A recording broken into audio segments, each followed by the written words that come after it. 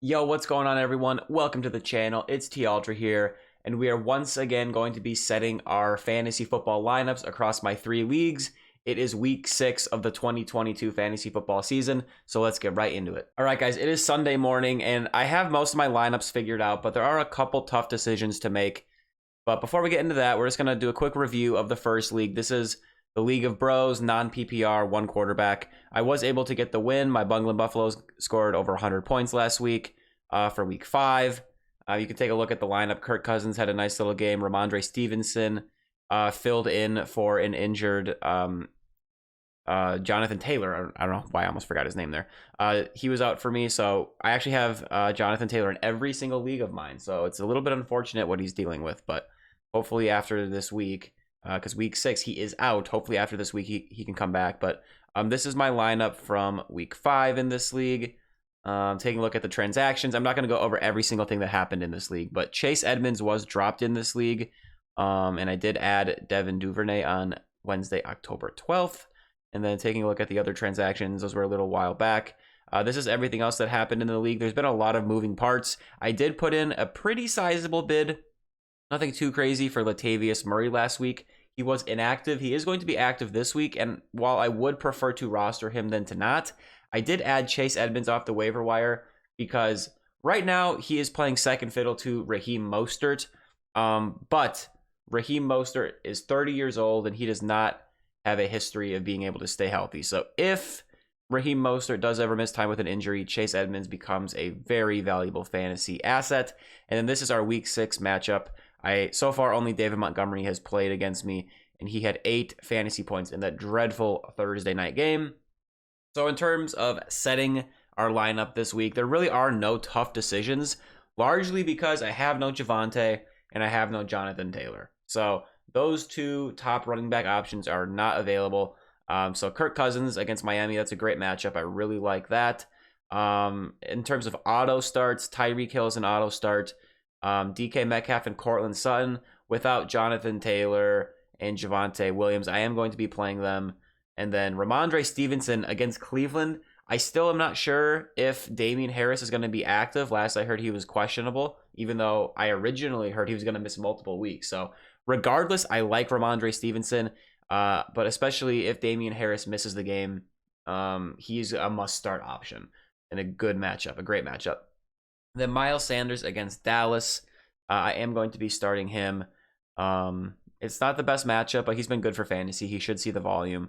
If I had a guy like Jonathan Taylor available, maybe I would consider, sitting Metcalf or Sutton or Miles Sanders, but I don't have to make that decision. And Devin Duvernay, even though I'm not starting him in this league, I think you can use him in a pinch just because Bateman will be out, last I heard. So now moving on to our next league, another redraft league. These are 2 redraft leagues that we're going over right now. This is our auction league. The other one was a standard snake draft, non-PPR. This was an auction league, Superflex, half PPR. And yes, I am 0-5. I am a one-time champion in this league. It's been a few years running. I've made it to the championship twice, but it's been rough. I think I made it to the championship the first 2 years, and the next 2 years or so have been rough. But I don't hate my team. It's just not working out. So this is last week. My quarterbacks showed up. DK Metcalf showed up. And other than that, it was rough. No Jonathan Taylor. I also had Javonte in this league. No Dak Prescott. He's been dealing with an injury. We did get a boost in value with Kenneth Walker now that Rashad Penny is out for the season. But taking a look at the transactions that have gone on in this league, let's see. These have nothing to do with me, but Chase Edmonds was dropped in this league as well. I did try to pick him up, but unfortunately I was not able to. And then also, I forgot to mention, just going back to this other league, if we go to transactions here, and then we go to ads, I was able to get Chase Edmonds for 26 out of 200 fab. And then Latavius Murray I added for 37, and that ended up being kind of a waste of fab because I did just drop him back to the waiver wire. But maybe if things work out, I will be able to add him again for free. But yeah, these are the transactions that occurred in this league. I'm just trying to see if there's anything notable that happened. I did drop Nyheim Hines, even though I do have Jonathan Taylor, for Kadarius Toney. Cam Akers was dropped, but he got picked up by my opponent, but now he is out. Dalton Schultz got dropped, and I picked him up. as you'll see in a second here. But then I ended up adding Gus Edwards and dropping Kadarius Toney because Gus Edwards is out dealing with an injury to start the year. So I put him on my injured reserve spot. And then Devin Duvernay was dropped. So, and in this league, Chase Edmonds was picked up by someone else, and I wasn't able to get him. And then I did drop Mike Boone, who I wanted to keep, to add Dalton Schultz. And then Nyheim Hines did get added, and I was hoping he would just kind of slip through the, the cracks, whatever you want to say, and I was able to pick him back up, but I wasn't able to. And then I did trade Darnell Mooney and Alexander Madison for Jacoby Myers because I didn't want to play Darnell Mooney, and he almost had a good game on Thursday Night Football. Well, he did have a pretty good game. I would have taken it, honestly. And he almost caught a touchdown on the last play of the game. He was this far away. So there's a lot going on. I'm not even done. Let's see what else happened. And then Hines did get dropped for Mike Boone. And then someone else added Hines. That was me. I added Hines. I forgot. I have him. I have Hines. We're good. Because I had MVS because I had a free roster spot.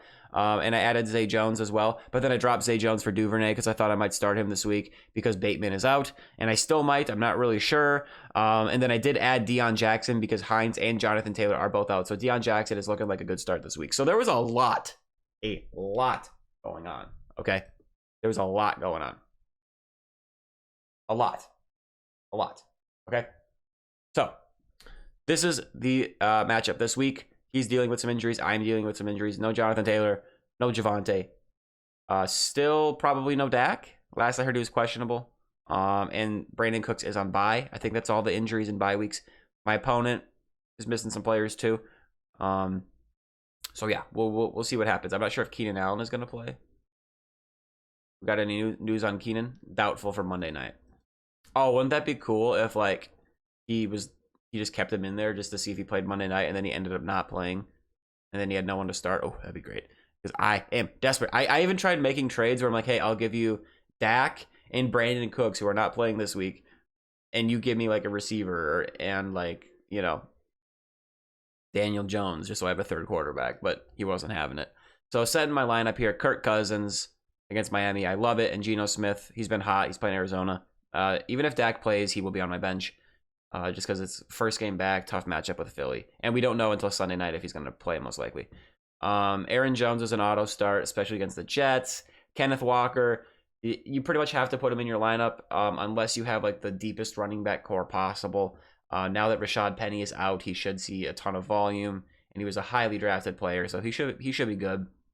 DK Metcalf, I got him in that Geno stack. He's been one of the best values. And I have him in both of my redraft leagues, and he's been great for me. And then Zach Ertz at tight end. It's the best matchup in all of fantasy for tight ends. So in this Arizona-Seattle game, I have quite a bit invested. Jacoby Myers, if he plays, I am going to be starting him. Jalen Waddle, I will be starting.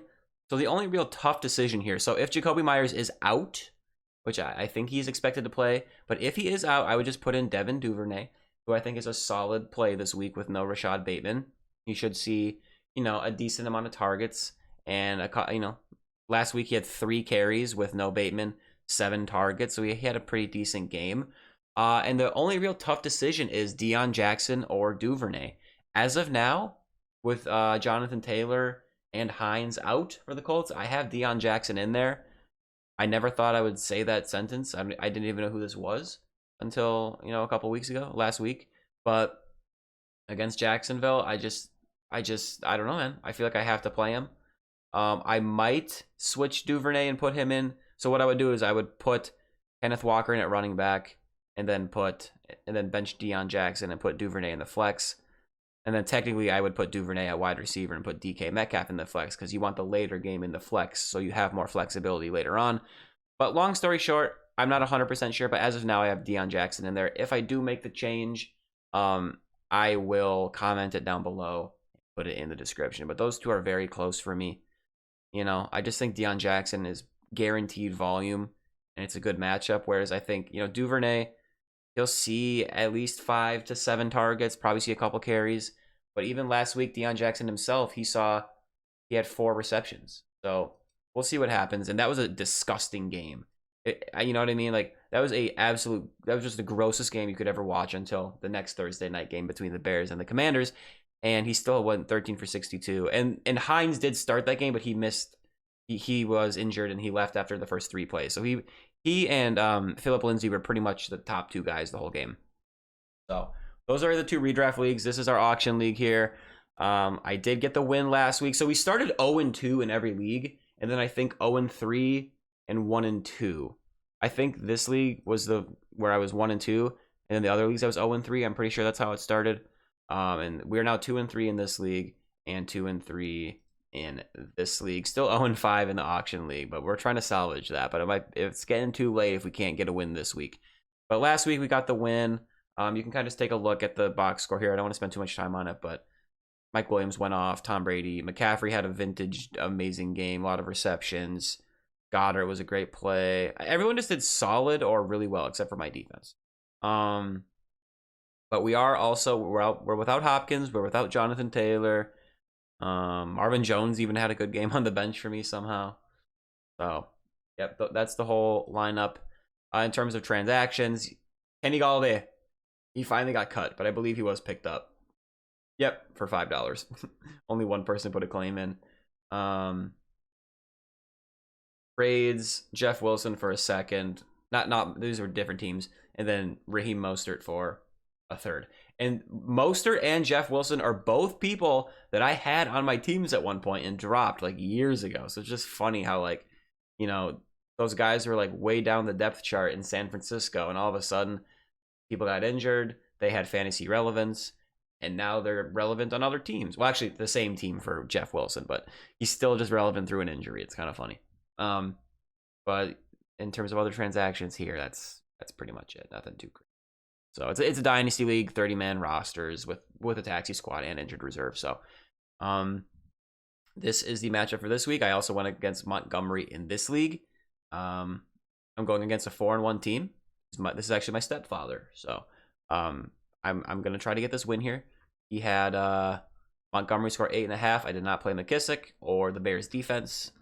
And the Bears only had 7 points on defense, so they had an okay game, but not weak winning. And then this lineup is pretty easy. Tom Brady, I love him against Pittsburgh. That defense is looking horrible. If you think Pittsburgh has a good defense just because of the name, don't think so. McCaffrey's an auto start. Mixon is an auto start, even against New Orleans on the road. I am starting Miles Sanders in the flex against Dallas, and then James Robinson. I'm just going to give you a little sneak peek here. The only real decision to make is James Robinson or DJ Moore. I'm just going to go with James Robinson, even though he's coming off of 2 down weeks. At least we have seen him do something. Whereas DJ Moore, he had 1 touchdown, and other than that, he's just been bad for fantasy. And now PJ Walker comes in. Maybe it'll be better, but they're going on the road to LA. I know LA has not been playing well, but I think this could be a get-right game at home for the Rams. So against a backup quarterback. So it could just be ugly. You know, it wouldn't surprise me if DJ Moore has a better game than Robinson, but I'm just going to go with Robinson. Just get the guaranteed touches. Although the last couple of weeks, his touches have been down, and ETN has been getting more involved. But these are my 4 running back / flex spots, and then this is a 3 wide receiver league. This is also half PPR, just like the previous league that we went over. Mike Williams against Denver. It's a tough matchup, but you start him. You live with the ups and downs of Mike Williams, especially if you don't have, like, you know, maybe if I had like DeAndre Hopkins available, I would consider, you know, benching him or Godwin or Sutton. But these are definitely my top options. So Mike Williams, Courtland, Sutton in that same game, and then Chris Godwin stacking him with Tom Brady. And then I am going with Dallas Goedert over Kyle Pitts. And I did play the Chargers defense. I am starting them against Denver. It's weird because the Denver offense, I thought they'd be one of the best in the league, but they have been dreadful. And I could have played the Bears. I'm not playing the Cardinals. So yeah, this is the lineup for the week, guys. So those are all the lineups, ladies and gentlemen. If I make any changes, I'll comment it down below and put it in the description. But that is going to do it for this video. Thank you so much for watching. I really appreciate it. Make sure to drop a like and subscribe to the channel. I do post more like information related videos as well, like starts of the week. I kind of like doing those. But yeah, thank you guys for watching. I really appreciate it. Good luck in week 6. Peace out.